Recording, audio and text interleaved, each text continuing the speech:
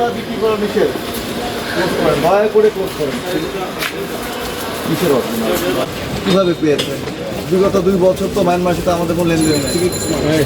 মালটা কীভাবে আসলো? আমরা যে বসিয়েছি, যে তৈরি করেছে, আমি জানি তার ঠিকানা নাই। আমরা এখানে এই যে একটা আচারের মার্কেট আপনারা দেখেছেন, এই আচারের দোকানগুলোতে অনেক সমস্যা। তো এই সমস্যাগুলো আমরা তাদের সাথে আগেও বসেছি, পরামর্শ দিয়েছি। এরপরেও বেশ কিছু ত্রুটি রয়েছে, যেমন বিভিন্ন মোড়ক ব্যবহার হয় যেটাতে মায়ানমার লেখা থাকে। এই মোড়কগুলো আমাদের দেশেই তৈরি, ছাপানো হয়, চট্টগ্রাম বা অন্য কোথাও থেকে আসে, কিন্তু এগুলো আসলে পণ্য এর মধ্যে বিক্রি করলে মনে হয় মায়ানমারের পণ্য, আসলে কিন্তু এগুলো মায়ানমার না।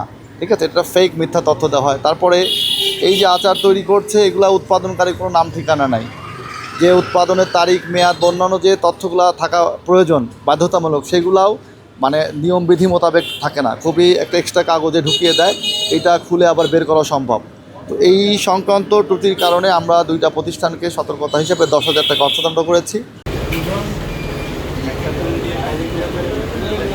আপনার মন করা নিয়ম হবে হবে না, ভাই হবে না। আপনাকে তারা মাল দিয়েছে, আমাদের অনুযায়ী রাত্রে এসে আমাদের স্লিপ নিয়ে ওই টাকাটা পরিশোধ করা হয়। আপনি যে বক্তব্য, এটার মধ্যে তো কেমিক্যাল আছে, খার, ব্লিচিং পাউডার, মানুষের পেটে গেলেই পাতা দেখানো হবে।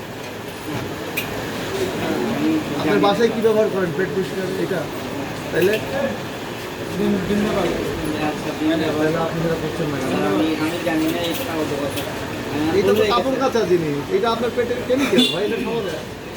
আপনার ডিশওয়াশিং, এটার মধ্যে খার আছে, বুঝতে হবে, এটা খুবই হার্মফুল। এই জিনিসগুলো ভালো, কিন্তু ডিশওয়াশিং মাথায় রাখবেন। এটা ভীম বা বাজারে আরও অনেক আছে, লিকুইড 5,000 টাকা অর্থদণ্ড দেওয়া হলো। আপনি আইনগুলো কাজ করতেন, ঠিক আছে, 1 লক্ষ টাকা জরিমানা করা যেত আইন অনুযায়ী। পাশাপাশি মা কুলিং কর্নার, সেখানে বিভিন্ন খাদ্য সামগ্রী তৈরি করে, খাদ্য উৎপাদনকারী প্রতিষ্ঠান। সেখানে দেখলাম তারা যে প্লেট পরিষ্কার করছে ডিটারজেন্ট দিয়ে, মানে হুইল পাউডার দিয়ে, যেটা আসলে কাপড় কাচার জন্য ব্যবহার করতে হয়। আসলে এই ধরনের প্লেট পরিষ্কার করতে ব্যবহার করার প্রয়োজন হচ্ছে ডিশ ওয়াশিং, সেটা না করে তারা ডিটারজেন্ট হুইল পাউডার ব্যবহার করছে। হুইল পাউডারের মধ্যে এটা কেমিক্যাল, এর মধ্যে থাকে খার, ব্লিচিং পাউডার থাকে, এগুলো পেটে গেলে মানুষের পেট খারাপ, ডায়রিয়া অনেক রোগ হতে পারে। তো এইভাবে প্লেট পরিষ্কার করার সুযোগ নেই। পাশাপাশি মাথায় হেয়ারনেট ব্যবহার করছে না, এবং তারা চালান মেনটেন করছে না। বিভিন্ন পেটিস, বার্গার বা খাদ্য সামগ্রী তারা নিজেরা কিনে নিয়ে আসছে, কিন্তু এটা কবেকার কেনা, আজকের কিনা, গতকালকে, এই জিনিসগুলো ট্রেস করা যাচ্ছে না। তো ট্রেসিবিলিটি নিশ্চিত করার জন্য আমরা তাদেরকে চালান নিশ্চিত করতে বলেছি, হেয়ারনেট ব্যবহার করতে বলেছি, এবং প্লেট পরিষ্কারের ক্ষেত্রে অবশ্যই ডিশ ওয়াশিং ব্যবহারের কথা বলেছি। উক্ত অপরাধে মা কুলিং কর্নারকে 5,000 টাকা অর্থদণ্ড দেওয়া হয়েছে। আজকের অভিযানে সর্বমোট 4টা প্রতিষ্ঠানকে 20,000 টাকা জরিমানা করা হয়েছে।